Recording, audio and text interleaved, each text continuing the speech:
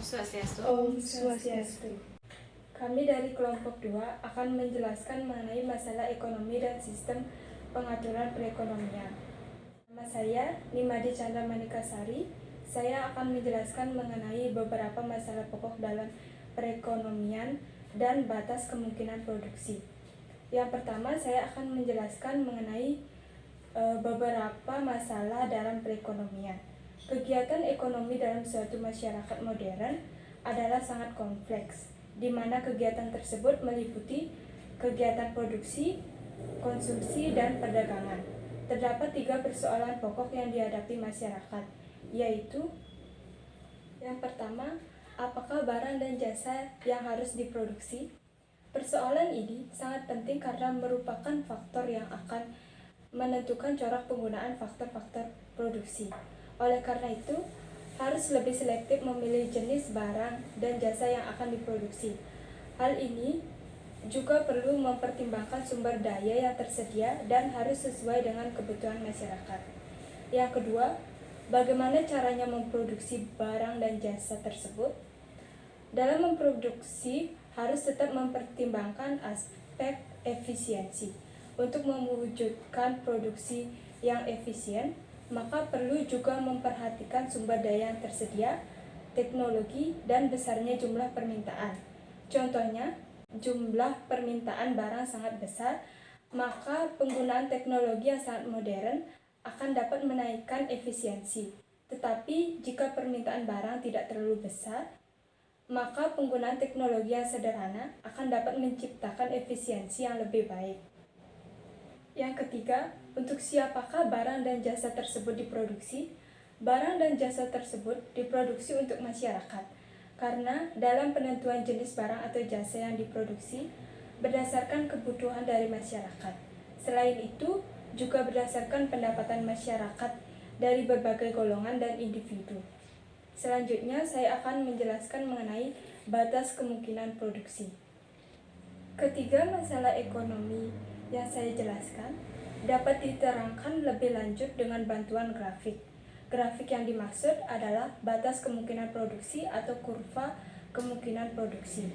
Grafik tersebut menunjukkan batas maksimal dari tingkat produksi yang dapat dicapai oleh suatu masyarakat dengan menggunakan seluruh faktor-faktor produksi yang dimilikinya. 2 langkah yang perlu dibuat untuk menentukan batas kemungkinan produksi dan kurva kemungkinan produksi. Yang pertama ialah membuat beberapa pemisalan atau asumsi mengenai keadaan yang berlaku dalam perekonomian.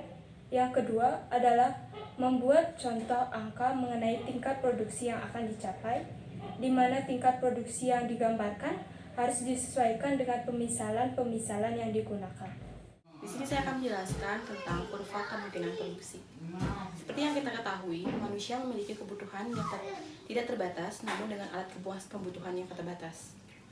Sama seperti halnya perusahaan yang memiliki keterbatasan dalam produksi. Keterbatasan ini menyebabkan perusahaan harus mengambil pilihan-pilihan yang dapat menguntungkan perusahaan. Namun, juga harus ada pilihan yang dikorbankan. Perusahaan di sini dituntut untuk memilih pilihan yang menguntungkan dan efisiensi, dan juga memperhatikan prinsip ekonomi yang berlaku, di mana prinsip ekonomi yaitu dengan melakukan pengorbanan yang sekecil-kecilnya untuk memperoleh keuntungan yang sebesar-besarnya atau sesuai dengan keinginan. Nah, untuk itulah kita harus mempelajari yang namanya kurva kemungkinan produksi. Nah, apa itu kurva kemungkinan produksi?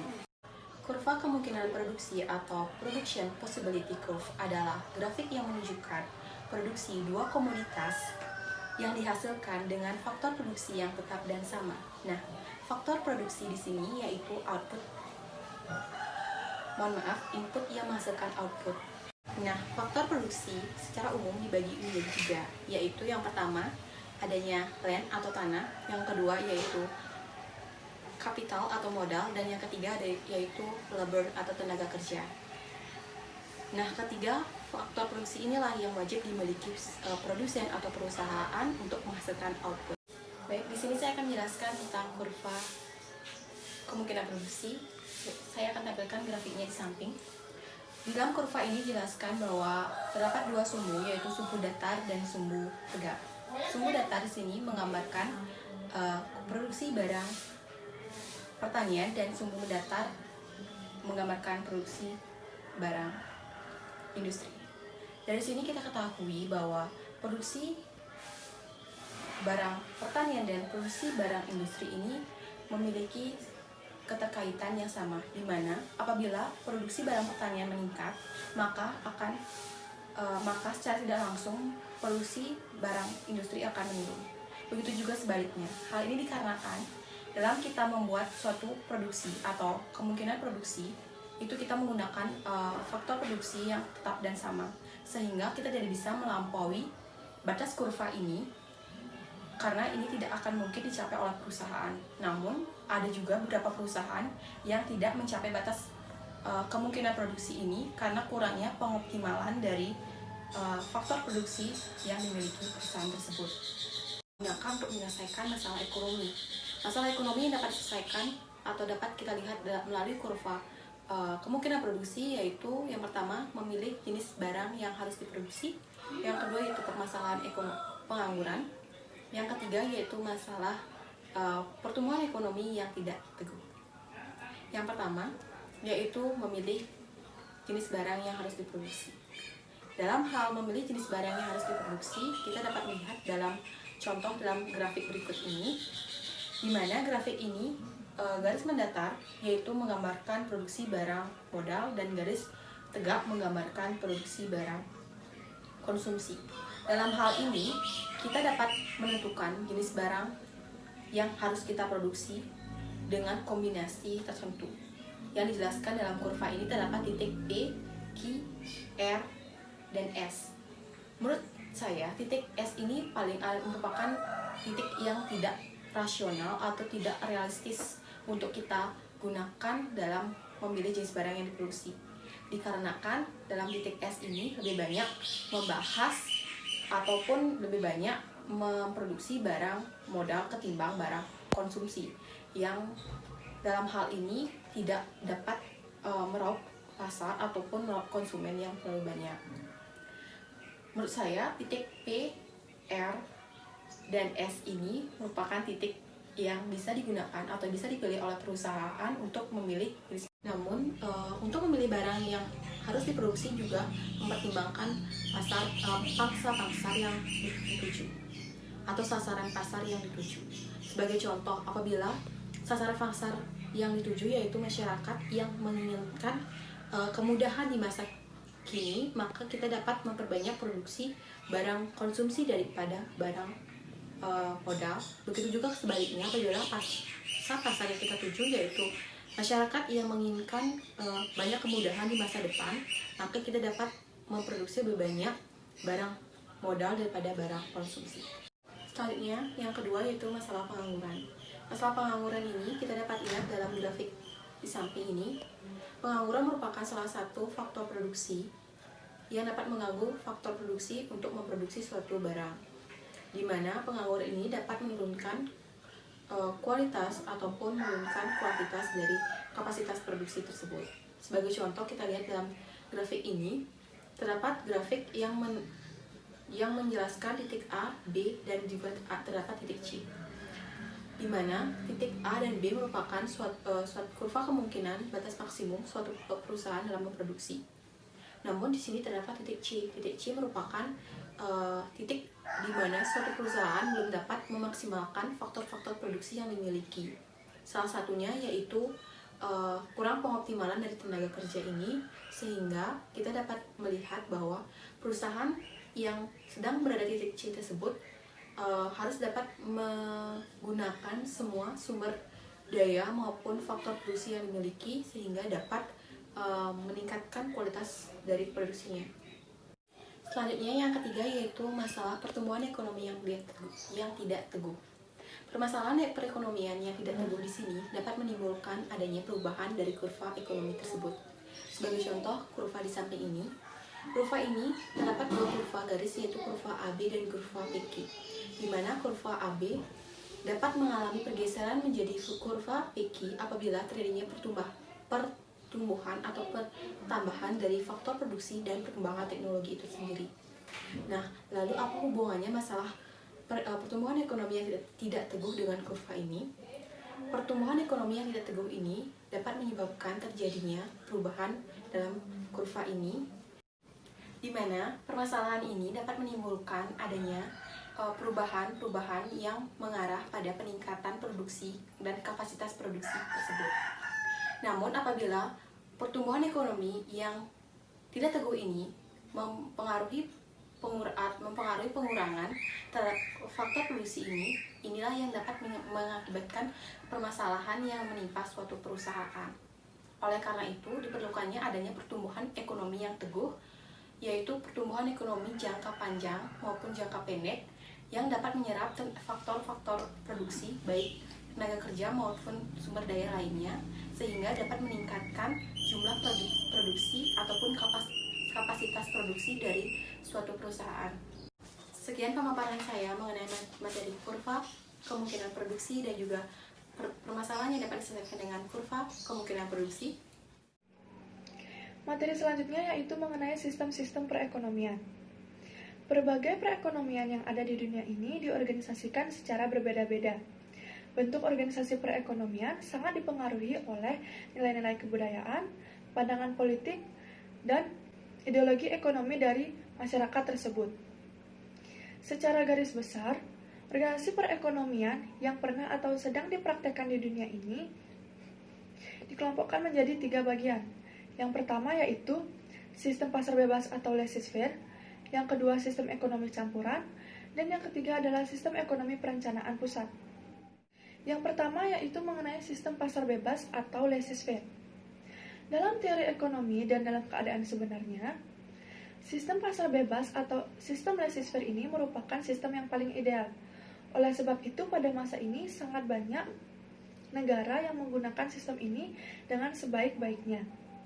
Kata laissez-faire berasal dari bahasa Prancis yang artinya, biarlah mereka melakukan pekerjaan sesuai dengan keinginan mereka.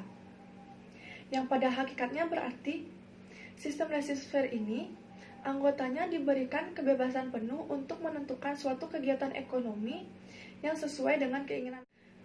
Yang artinya, para pemerintah tidak boleh campur tangan dan juga tidak boleh berusaha mempengaruhi para anggota masyarakat untuk menentukan suatu kegiatan ekonomi. Selanjutnya yaitu mengenai apa yang diproduksi. Kalian pasti pernah mendengar ungkapan pembeli adalah raja. Dalam hal ini, ungkapan tersebut memiliki arti para penjual harus melayani pembeli dengan baik dan keinginannya dipenuhi. Ungkapan tersebut juga dapat menjawab 3 pokok persoalan, yaitu apa, bagaimana, dan untuk siapa. Yang pertama yaitu apa?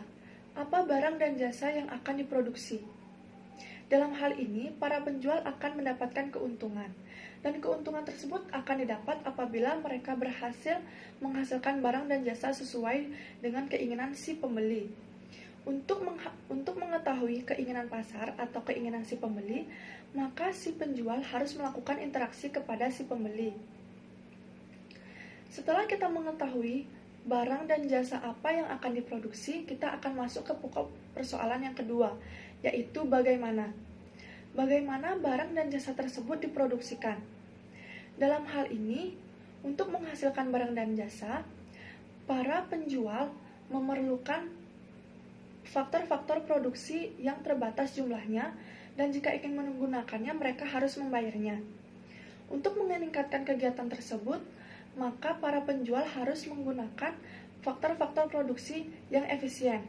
Yang pertama yaitu, mereka harus menggunakannya secara sedemikian rupa sehingga tingkat produksi dapat dimaksimalkan. Dan yang kedua, tujuan yang disampaikan pada bagian 1 harus dicapai dengan mengeluarkan biaya yang paling rendah. Setelah kita mengetahui apa dan bagaimana barang dan jasa tersebut diproduksikan, kita akan masuk ke pokok persoalan yang 3, yaitu untuk siapa barang dan jasa tersebut diproduksikan. Barang dan jasa tersebut diproduksikan untuk masyarakat sekitar. Sistem yang kedua yaitu sistem ekonomi campuran. Sistem ekonomi campuran merupakan sistem ekonomi yang dikendalikan dan diawasi oleh pemerintah, tetapi masyarakat masih diberikan kebebasan yang cukup luas untuk menentukan suatu kegiatan ekonomi yang mereka ingin. Tujuan pokok dari campur tangan pemerintah yaitu untuk menghindari akibat-akibat yang kurang menguntungkan dari sistem pasar bebas. Misalnya, golongan yang lemah semakin lama akan semakin tertindas, dan golongan yang kuat semakin lama akan semakin memperkukuh kedudukannya. Peranan campur tangan pemerintah dibedakan dalam 3 bentuk. Yang pertama yaitu peraturan yang bertujuan untuk mengatur dan mengawasi kegiatan-kegiatan ekonomi agar berjalan sesuai dengan norma yang wajar atau rules of the game. Yang kedua yaitu campur tangan secara langsung dalam melakukan kegiatan-kegiatan ekonomi, misalnya perusahaan yang dimiliki oleh negara.